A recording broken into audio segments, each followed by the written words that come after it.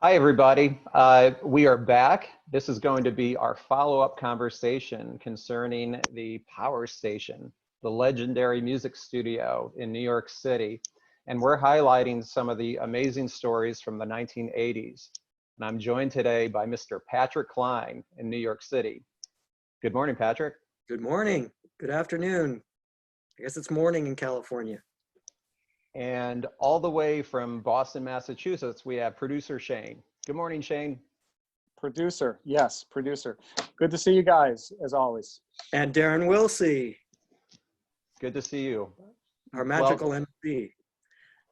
So kind of picking up where we left off from last time, the first thing I think we should address is we received some feedback and updates from viewers that we can discuss that will add some additional information about the Power Station and especially the origins of how it was, how the key players came together. Patrick, you mentioned something about... Right, this is more of like a correction. I see. I had said that Bob Walters and Tony Bongiovi came from Sigma Sound. That's incorrect. It was Media Sound, which was another famous studio in New York City. So Tony was an engineer there, and Bob Walters was the man that was running the place. And they broke off and decided to start Power Station. I was corrected on that. I'd like to thank Linda Randazzo for correcting that error for me. Excellent. And I think she also made reference to a studio, and I hope I'm pronouncing this correctly. Apostolic, right. Apostolic, okay, thank you. I worked in the late 60s, early 70s. It was another, New York was full of recording studios, 60s, 70s, 80s. So Apostolic had an amazing client roster, which included Frank Zappa, Jimi Hendrix, Paul Simon. So he had his roots, from the very beginning at a studio that had A-list talent. Right. Yeah. One of the Jimi Hendrix stories he used to like to tell. Again, this is just what he said. I can only relay what I heard and what I know. He used to say that, so Tony was not a pot smoker or anything in those days. And he said, he was just the nerdy engineer dude. And he said, like, he actually didn't like working on the Hendrix sessions because they would come in and like blow pot smoke in his face, knowing that he didn't smoke. Yeah. Now, I remember back in the 90s, you mentioning that you had become pretty good friends with one of the members of the Jimi Hendrix trio. Or the Jimi Hendrix Experience, I should say. Oh, yeah. Right. Another connection along the way of my musical road. At one point, I think this was when you and I were living together, Darren. And roommates. So a connection I had, Ellen Libman was Tony's rep during the time we were at Power Station. And she was friends with Jimi Hendrix bass player's girlfriend. Her name was Candace, and she was a makeup artist for Saturday Night Live. So now apparently they would go out of town to go to Noel Redding, the bass player for Jimi Hendrix. They would go to Ireland to stay at his place for like a month at a time. And so at one point she called me up and said, "Hey, would you want to hang out in this apartment, on Central Park West and watch, Feed the Cats for Candace while they're away in Ireland?" I said, "Oh yeah, that'd be great." So, whenever they would go away, I would go stay at their apartment and feed their cats and whatever. So, and became friends with Noel Redding that way. Well, I remember we'd just be, hanging out with him at her apartment. Yeah, I remember one time having a songwriting session there with you. Right, yeah. Yeah. Yeah, it was a really cool apartment. shifting back to the Power Station, two names that I wanted to just discuss with you today, because again, I surmise that we have a big KISS following. So I wanted to mention your interactions with Bill Aucoin, who is the manager for KISS. And then also you mentioned that David Lee Roth had a stint at the Power Station. So I think that would be interesting to discuss for a few minutes. Yeah, And I mean, go ahead, Shane. Oh yeah, Pat, I wanted to, that's another thing too. I just wanted to tie in from the last episode. If anyone hasn't seen it yet, it's nice to go back and look at that, because really the origin of this show and the origin of all of our musical careers kind of stem from it all starting with KISS. And last time around, you had brought up, upon, living at the Power Station, pretty much the first person that you met and worked with being there a few days was Ace Frehley from KISS. And then later on in your stint at the Power Station, you were meeting with Paul Stanley in terms of him having interest in managing your band. Right. Meanwhile, just a few years earlier, we're all huge KISS fans, but especially you were there as it was happening. And KISS, the brains behind KISS, besides the band themselves, was Bill Aucoin and his assistant Sean Delaney. And Aucoin management, I didn't even know what it was as a kid, but it was on the back of every single on all the records, right? record, and every piece of merchandise, and everything to do with Casablanca Records. So this is the brains behind KISS. The manager who had the vision, and really laid out money on his American Express card for the first couple of tours when they were losing money and all this sort of stuff. So talking about Bill and meeting him as a KISS fan yourself, and how this Aucoin management on every record, and Ace and Paul and all of this, I would love to hear a little bit about your encounters with Bill, and how this kind of puts the whole KISS puzzle together in terms of your time at the Power Station. Yeah, it was really interesting. I mean, for me, of course, like you said, being a huge KISS fan and kind of everything, the genesis started with KISS Alive for me. So, and it's like you said, you'd see on the back of all those KISS records, Bill Aucoin, Aucoin management. I think it was called Rocksteady Productions or something. You'd see it on the back of all these records. Like, wow, who are these people? Records, posters, merchandise, everything had that, everything, every little booklet, all the lunchbox, the lunchbox, all the goodies from inside the records. Like everything had the Aucoin, management on there. Right. So at some point, and now the years, I can never remember the exact years order. This was probably in our second half, because we had 2 production contracts with Bon Jovi Walters, and they were in 2-year segments. So this would have been our second segment, near the tail end when we were trying to get signed.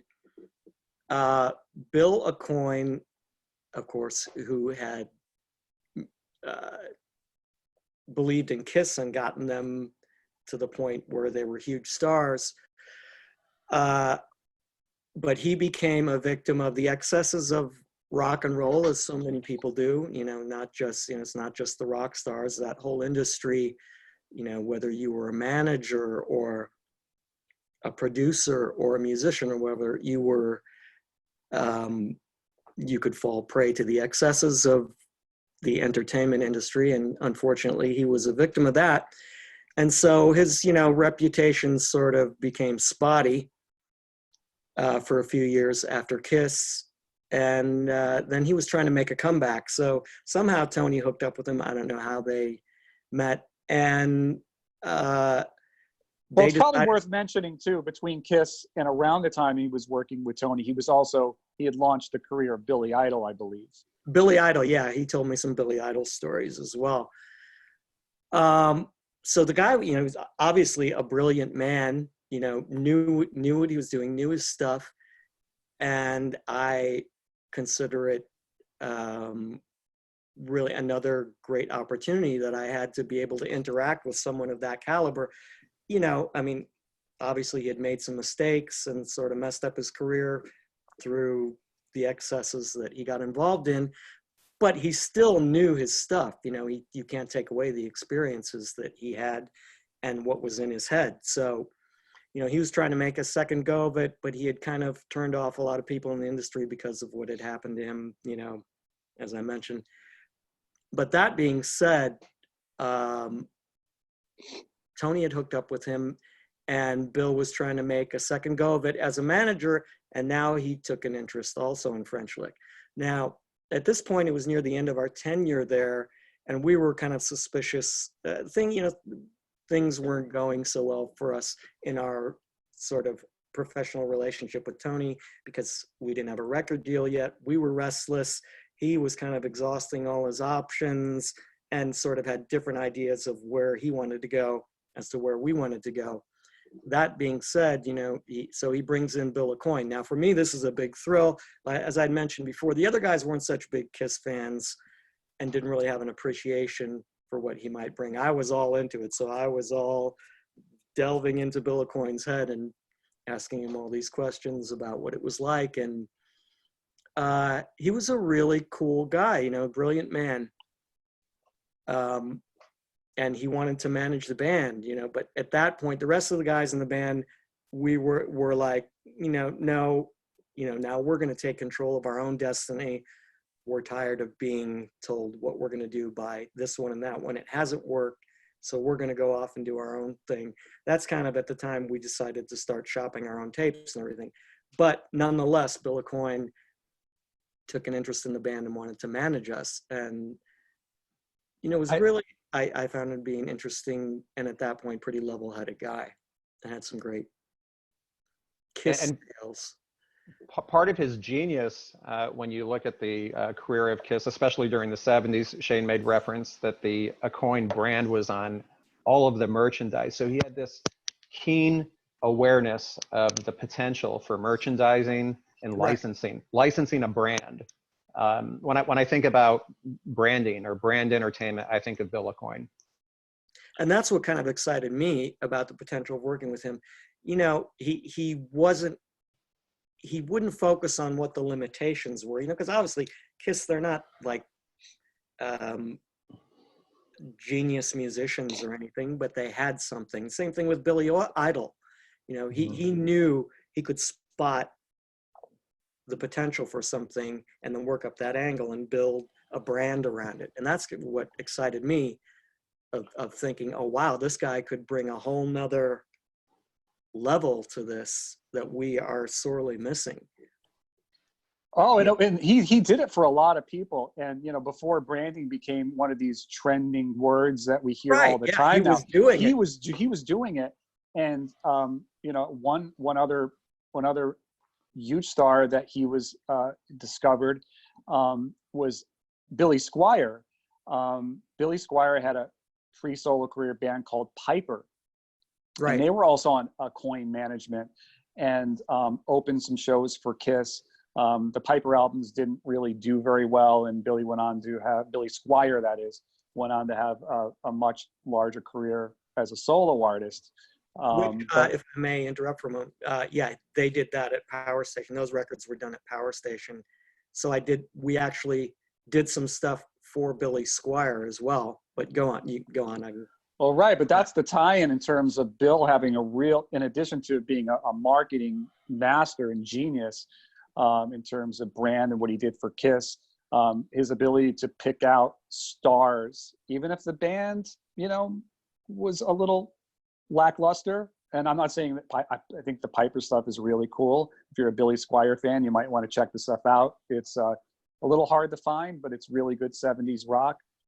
But there's another example of just like this guy's special, or even with Billy Idol, he was able to take him and mold him into someone who became an iconic star in the 80s. And almost even the image, he's somewhat of a household name. When you think of Billy Idol, you just think of that platinum blonde spiked hair. And even if you're really not into rock music, or from that time, or even to this day, Kiss, and they're going on 50 years of these iconic characters. Right. You know, it really says something about the vision Right. Because it was mostly him. It's not always about, the music all the time. I mean, you got to have all these pieces have to fall into place, but you also have to have star quality. And, he was really good at spotting that in an artist or an individual and saying, Patrick, I was just going to mention that that's such an important point, because when we talk about manager or management, managers in music or in the entertainment world, the most important attribute is to have that ability to spot star power. If you have that, you can be a manager, right? But all good managers have to have that.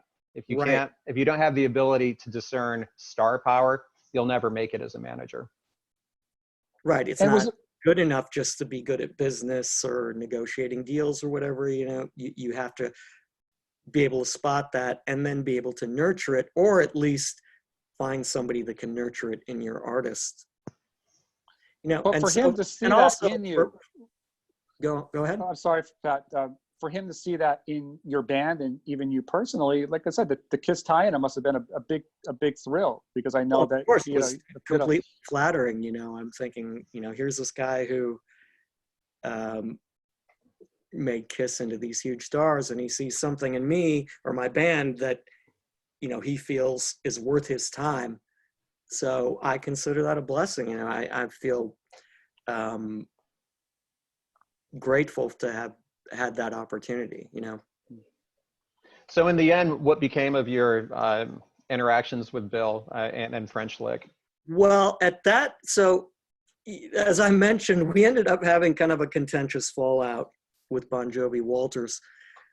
And he was part of that production company. So by that time, it kind of felt like for the rest of the guys, we really couldn't trust Bill, because he was more interested in the Bon Jovi Walters part of the equation than us. And I think, in retrospect, it was probably a 50-50, but he did, take us aside and just say, look, guys, I know whatever problems you have with them. And I remember the meeting specifically. He said, it's just this business, it's just too hard. So you should figure all this out and just move forward, but when you're young and you're stubborn and immortal and sort of have your own, you don't want anybody to mess with your vision or whatever, your morals or whatever you feel is the right thing to do for yourself. You're not always going to listen with, an impartial ear. But he did, I felt he was a genuine person and tried to advise us the best way he could. But we did have, I remember near the end of our tenure there, having a private meeting with him where he did say that, the business is just too hard. You guys have a real opportunity here and so forth. And, saying, I think you guys could really be big. And so,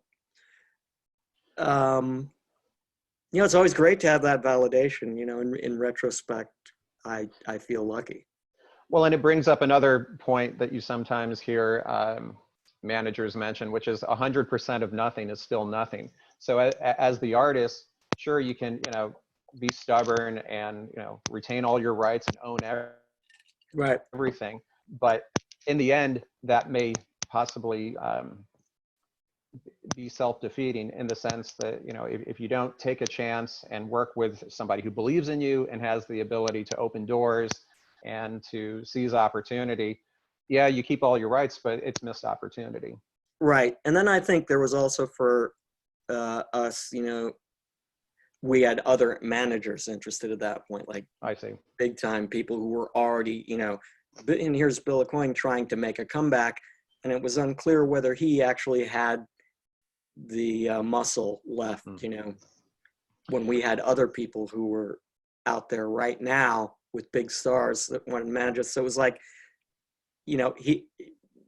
he's might not be the best guy for us at this point. Like maybe he's, his time has passed, and he was involved.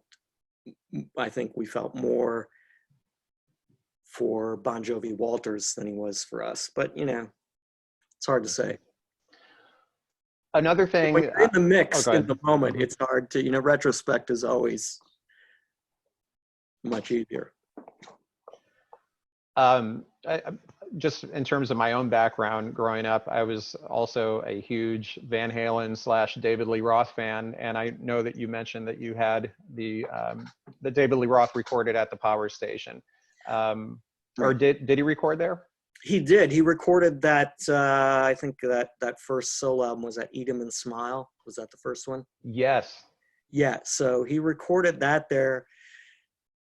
So he was there for quite a while. It was the summer, I remember, when they recorded that album. And so one of the cool things about living there was all the famous people who were recording there, and we lived in the building. So even just by chance, you're going to run into these people all the time, because we lived on the 4th floor. There's one elevator. There were the 2 big studios downstairs. Studio A, Studio B was a smaller one. Then there was a bigger one again on the 3rd floor, Studio C. So the only way to get up and down was this one elevator. So you didn't know if you get in the elevator who's going to walk in, what star. But David Lee Roth was recording there, and the Power Station was kind of out of the way, and it wasn't labeled as Power Station. It was just this sort of nondescript building on 53rd Street. And so while these bands are recording there, David Lee Roth, for instance, if they're in doing drums or guitar parts or whatever, he's got a lot of time to kill.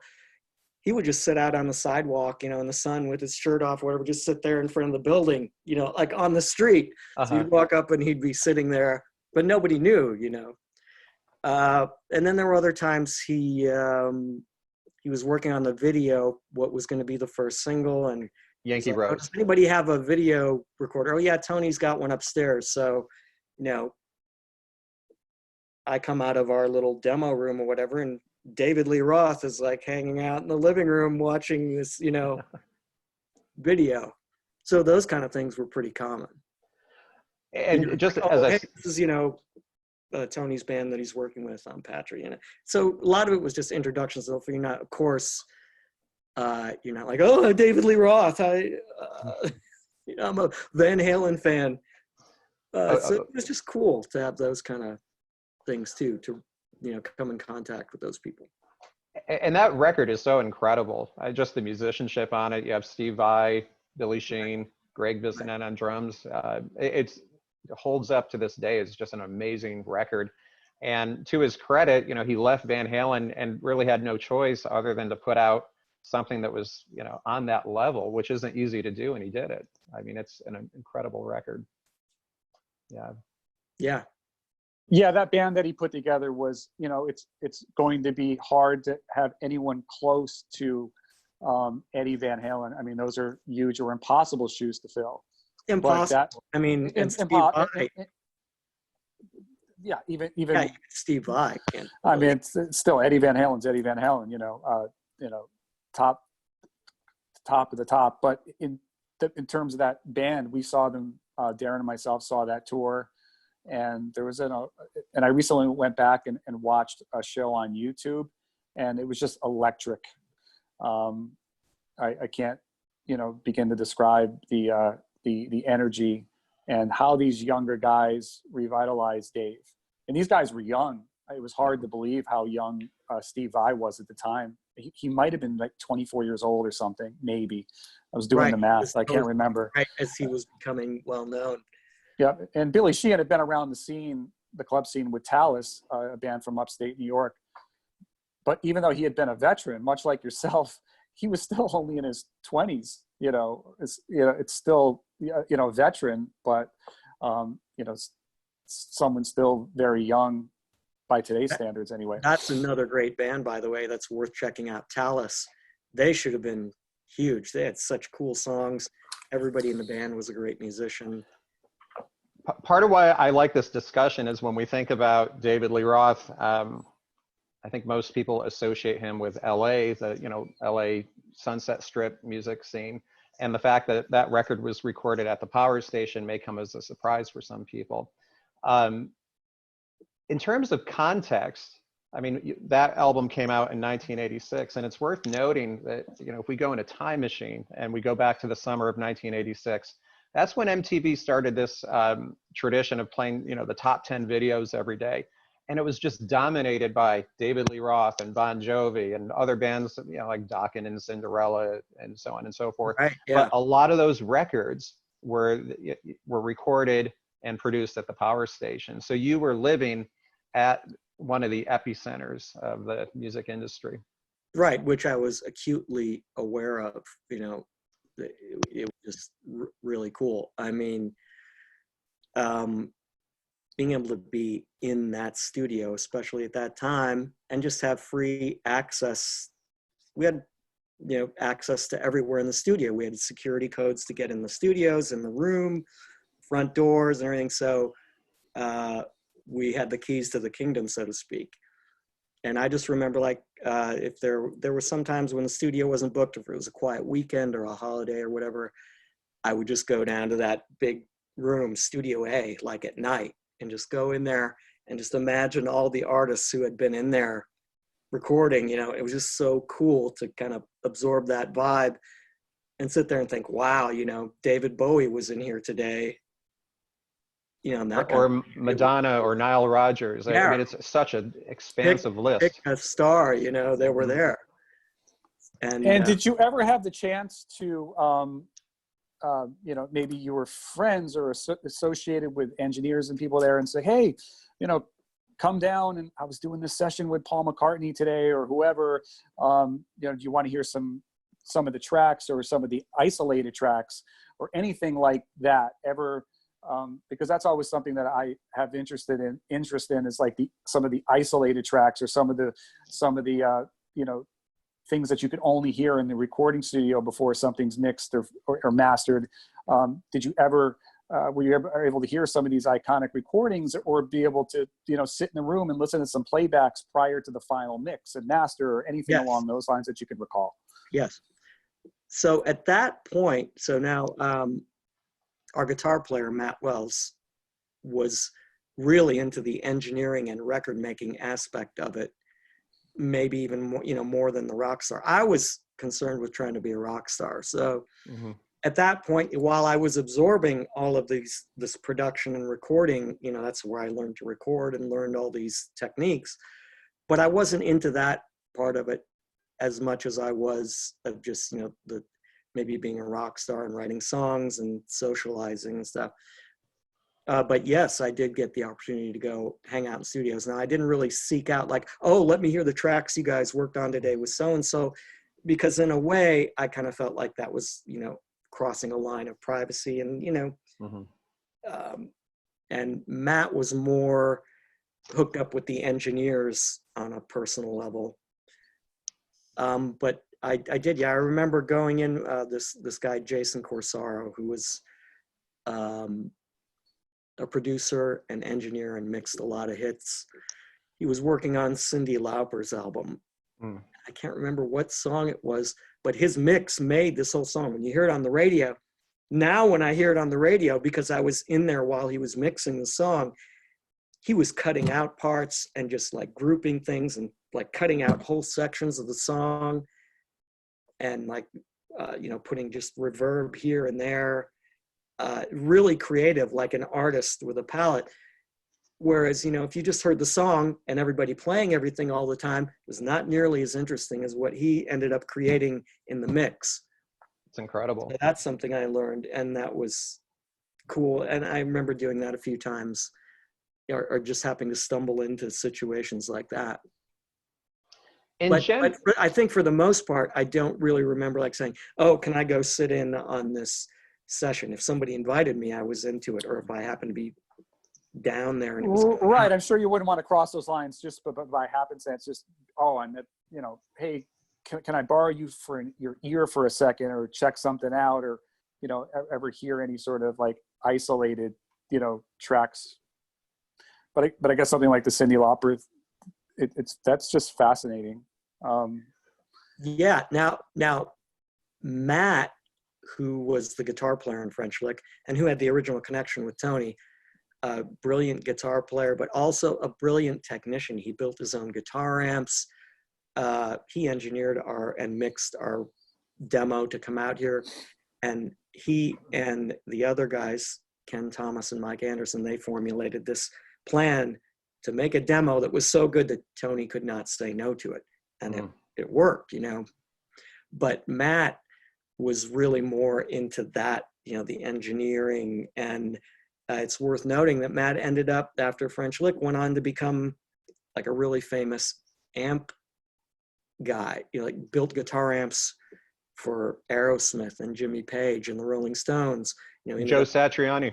Joe Satriani ended up touring with the Stones, and still to this day is known as one of the top guys for that. I used one of his amps on the Skytrain record, and it's the best guitar and just one I've of the ever recorded. You'll ever meet, you know. So, Patrick, one of the questions that I wanted to ask you is, in general, back in the 80s, how long did an artist, how long did it take them to record a record in those days? Would they, you know, lock out the studio for a month, for 2 months, for 3 months, or did it just depend? Yeah, I mean, I think on average it would be a month or two, you know, where they would lock out the studio, or, you know, come back. The studio was extremely popular. It was booked all the time at that point. So they would, you know, go in blocks of maybe a week at a time, you know, depending on who the artist was and how much money they had behind them, what the label was willing to put out,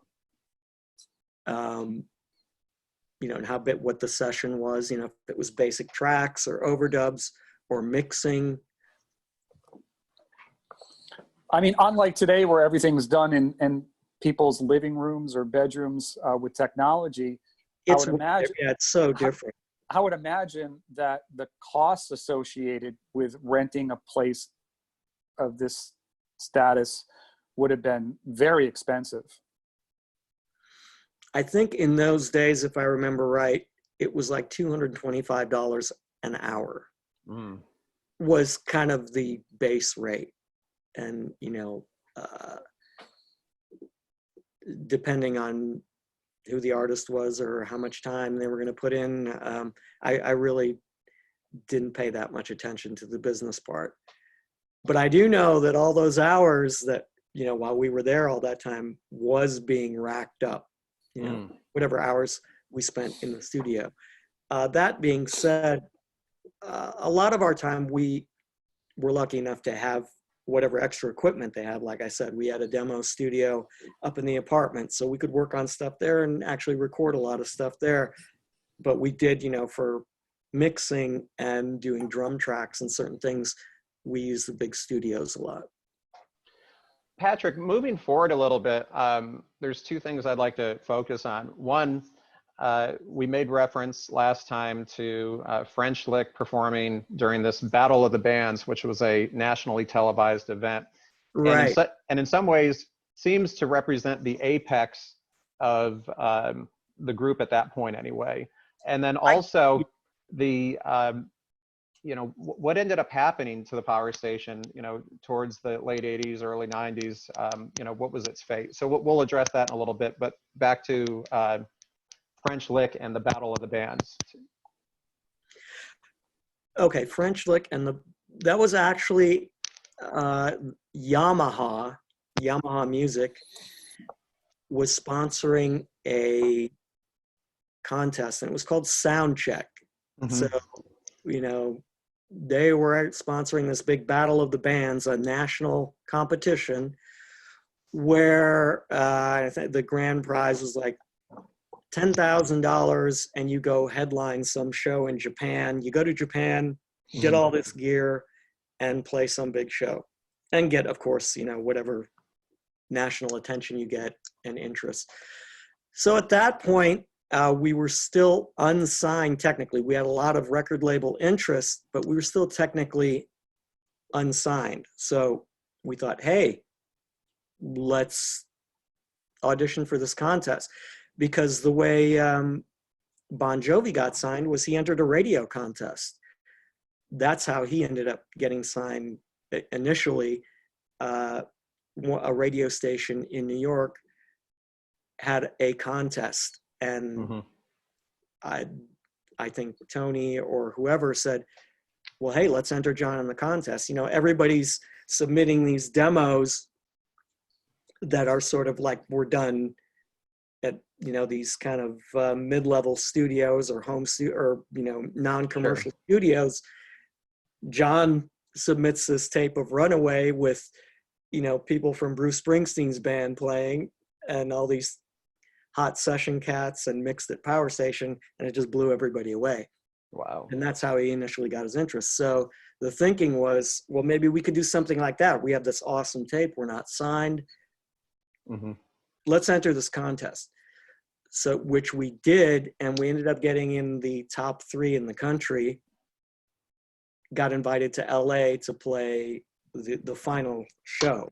Where was it filmed? It was at the Whiskey. Was it? Okay. Yeah, I'm pretty sure the Whiskey. Now I don't even remember. It was what were the 2 big venues, rock venues in LA? Could have been the Whiskey. I'm assuming Gazzari's. Was that open at that point? It was. Gazzari's. I don't know if the Troubadour would have been like it was of that size. And was going to then be televised. So that was in the fall, and then it would be televised on New Year's Eve of that year. I also noticed at the beginning of the video, you're introduced by, I believe it's Alex Winter from Bill and Ted's Excellent Adventure. Yeah. Yeah. Right. So, I mean, it was a well put together show. Not necessarily our best show ever, though. I mean, we had played shows that we were much better performing wise. Was it live? It was live. It was totally live. Yeah. Wow. Okay. So that sounded great. We did 2 songs, and then they picked whichever one, which was the one that ended up being broadcast. So we had to put a band. We didn't have the band we had at that time. I think a couple of the guys couldn't make the trip to LA because they had other obligations. So that's where we got Brian Tishy and Sean Farrell to play bass, Brian on the drums. Because at this point, probably Anthony, your original bassist, was already in Lynch Mob with George Lynch. I think. Yeah. So, you know, we had this pending record deal with Atco, Atlantic Records, and that was just dragging out. And at some point, he said, "Look, guys, you know, I love the band, and I would really love to do this, but I'm getting other offers for other things." And so he took off, and, you know, he had this offer to join Lynch Mob, which he took, which is fine, you know. He had other opportunities, and,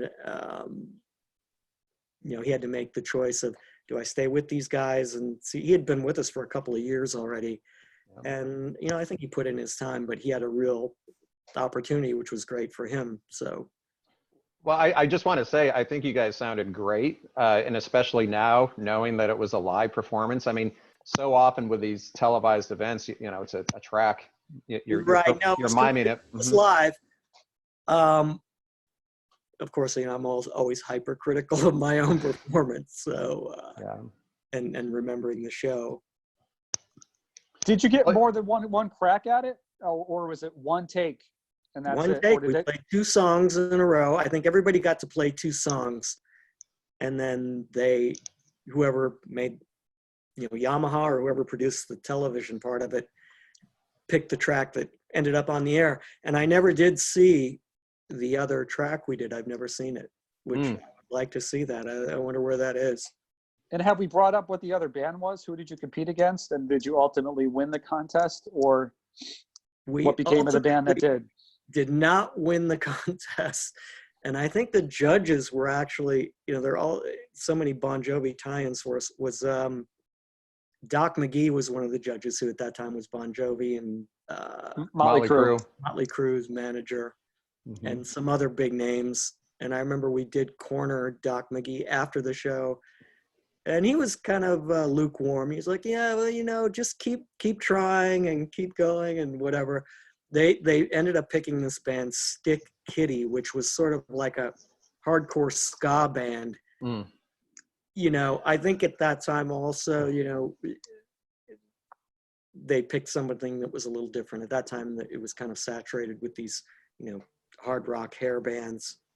Well, at the time that was televised, and I'm assuming it was 1990 or that was 1990. Yeah, it was New Year's Eve 1990, I think, when that was televised. So the musical landscape was about to change in a very profound way. So Right. you guys were on the, you know, final crest of the Exactly. So you know, the at that 80s looking point, we sound. kind of had missed the ship or missed the boat, so to speak, for that genre. And we had, you know, been in these ongoing, prolonged negotiations with Atlantic and Bon Jovi Walters. Yeah, I didn't want to. I was so curious funny. what the other band was. I wanted to say, hey, did you lose out to? Oh, the other band name was Pearl Jam, and well, that would probably make it a little easier to swallow, but no, it was Stick Kitty, and I don't even remember the third band. There were three bands. But I do remember, like, when they were announcing the winning thing, who the winner was, you know, and there's all this tension. Okay, and they're going to read it. It's like, pack your bags, Stick Kitty, you're going to Japan. You know, so and Doc McGee wasn't the one who said that by any chance. I don't remember who. No, I think it was one of the, it might have been the Bill and Ted guy. It was one of the hosts. Gotcha. And I think it's also worth mentioning too. I know we've mentioned Doc McGee a couple of times, but he's been Kiss's manager for about, I would say, the last 25 years, and kind of the architect behind their reunion when they put their makeup back on in '96 and their whole resurrection in terms of putting it in the context who he is currently. But had great success too in the '80s with Motley Crue and some other major acts that he managed. Yeah, he was, you know, totally big time and still is. I don't think he was managing Kiss at that point. I don't know. No, he started managing Kiss in '96 when they reunited with their makeup. Yeah. Right. So Patrick, take us to the place where we're at, you know, the end of your tenure at the power station. How did it come to an end, and what ended up being the fate of the power station? Because obviously it changed ownership. So just give us a little insight. Well, I mean, the end of the tenure, which kind of was a tenure. I mean, it was like a college education, you know. But you know, when the end, you know, it's sort of like a sad marriage that was kind of falling apart. We were kind of bickering with our suitors, and just had different ideas of what we wanted to do and the direction we wanted to go. And so the end, you know, now I can look back and it's just all part of this, you know, grand experience. The fate of the power station, I think, so we had left, and I think what happened was, now again, I'm not an expert on this part of it because I wasn't there, but from what I understand, with MTV and all this video landscape, you know, they wanted to expand, and they thought, oh, we'll build a mixing room for MTV for video, you know, for video, sound to video. So they put a huge amount of money into this mixing room, this video mixing room, you know, kind of staking their reputation as, you know, a great recording studio. And then that didn't pan out. And they ended up, you know, and then the musical landscape changed, and, you know, the next guard came in, so to speak. The kind of the grunge era, and how records were, where they were made, and what the epicenter of the music industry was kind of changed, you know, to Seattle. And I think that really impacted them negatively, even though it really had no bearing on how good the studio still was. But I think they made a couple of missteps business-wise, and they ended up having to sell out, you know, sell the studio. Was taken over by a Japanese company. But if you talk about a college education, What's that? Avatar, but I think currently, I think it's still in existence. You talk about you're getting your quote unquote college education there. I think it actually is now part of Berkeley, New York City. So I think it literally is a college now and still a studio in some capacity. Is that right? Right. So a few years ago, it was bought by Berkeley College because it was either going to go under. I mean, it's almost a landmark, really. Mm-hmm. For sure. And with all these big studios going under, I don't know whose idea it was or what connection, but Berkeley bought it and they made Tony an honorary professor. Wow. And had this whole event a few years ago, which I was honored to be invited to. I actually got to go back to this whole thing where they christened it as, Power Station Berkeley, and Tony accepted this award. And there were, like all these key players there from back in the day, like Nile Rodgers and these other engineers and people. So that was cool. Again, I was honored just to be invited to come back, and I got to go back in there and see the studio and give Tony a hug and sort of, That's wonderful. It was really cool. One of the things, and just talking about all of this, that comes to mind is that in the 1990s, I mean, Patrick and I have known each other for over 25 years. And the first time I heard these stories was probably when we first met in 1994. And you forget this, but in the mid 90s, there really was a stigma against all things 80s. Today, in 2020, we look back with reverence, and it was so amazing. And, there's a whole new generation of kids who have, rediscovered the music and the bands from that era. But right. Exactly. in the mid 90s, anything that had to do with the 80s was looked at as, passé, out of touch, or yesterday's news. Yeah, everybody was so over it at that point. It's like anything, you move on to the next thing, and then with the patina of time, it becomes sort of like an antique, this cool time capsule, which is kind of where it is now. Yeah, but in those days, in the 90s, everybody was kind of over it, and I didn't really care to talk about it. It was just like, all right, come on, next, whatever.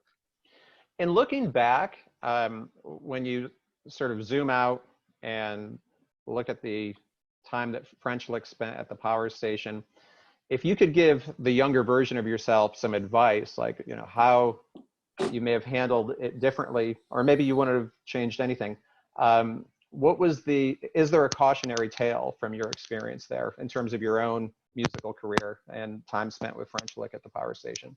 Well, yeah, honestly, I really, I don't have any regrets. I don't think there was anything I really would have done differently, because you can only know what you know at the time. That being said, maybe I would have paid more attention to contracts, but then, it's easy, like, again, looking back, everything, you have the answer for everything. Sure. So, when you're in the mix, so to speak, you can only do what you feel is right, and I don't think I did anything egregious. I didn't, I didn't get, fall into any like drug abuse or anything. I was really serious about what I was doing musically. I always tried to do the best I could. Yeah. And tried to be on the up and up, and try to do the right thing. So, I think as long as you stay true to yourself and know what your own limitations are, and try to be a decent person, you really won't have any regrets, Yeah. Just because you don't succeed at something the first time or every time doesn't make you a failure, or, it just means you learned something. Of course. As long as you can take responsibility for your own actions, and appreciate opportunities you're given and learn from it, you're good. I don't think you always have to walk around watching your back or being suspicious or thinking, oh, what am I going to do next? Obsessing over things. Just try to be the best you can at whatever you're going to do. And I think that not only in the music business, but just in life in general is good advice. Absolutely. One of the things that you sometimes encounter with younger artists is just, and this isn't necessarily a bad thing, but just being cautious with, when an opportunity is presented, and at what point do you throw caution to the wind and say, this is the opportunity, I need to take it because there may not be another one. And well, that I can answer that, for instance. So for me, I had this dream. I was wanting to be a rock star. I didn't know exactly how I was going to get there, but I felt passionate about it. I knew that was what I wanted to do. So when this opportunity came up to make this tape to come to New York, for instance, I was in college. I was in my senior year, really close to graduating. So I had to make a decision. I said, yes, I would come to New York and make the tape and everything. Now, I was in my senior year. It was in August. I'm going back to school in September. I had I was registered for classes, had my apartment and everything. And Tony said, I want you guys to stay in New York. Now, at that point, I had to make a decision. Am I just going to drop 4 years of college? I'm at the finish line here, or am I going to pursue this dream? So at that point, I had a gut feeling this opportunity was never going to come again, or that I needed to take it right now. So you do have to follow some instincts and try to make good decisions. You're not always going to make the right decision, but if a big opportunity drops in your lap, you have to be ready to take it. Or there's always risk. You have to take a risk. Nothing is safe. Nothing's guaranteed. But if you're willing to take the risk and then later on take responsibility if it doesn't work out, or say, okay, after this, if this doesn't work out, I'm going to pick myself up and do this. I really didn't have a good, maybe in retrospect, I didn't have a good plan B. Well, I think looking at everything, when you consider, the time, the location, the opportunity at hand, you made the right choice. I wouldn't ever second guess that. To this day, even so, everything, whatever I have now or whatever opportunities I've had were a direct result of me saying yes to this one opportunity that eventually didn't work out perfectly, but led to a whole life that has been very satisfying, so keep yourself on track. The final brief point, and I'll have you answer this question, Patrick. What is Tony Bongiovi doing today? Is he still involved in the music business? To my knowledge, I have spoken to him occasionally. We are on friendly terms. Excellent. He has a consulting business. He's in Florida, where he consults big companies on sound treatment, like for cars or airplanes, movies, that kind of thing. Gotcha. Well, I think this has been an incredible follow-up to our previous conversation about the Power Station Studio in New York City. Patrick, thank you for being so generous with your time. Absolutely. It's great to talk to you guys and go over the old memories and hopefully add something. I think you've added a lot, for sure. And with that, I think we will wrap up this edition of the Music Podcast. We will be back soon with a new episode and some new amazing trivia for you. Thank you for watching. I will provide some links to what we discussed today in the description below. Take care, everybody. Thank you.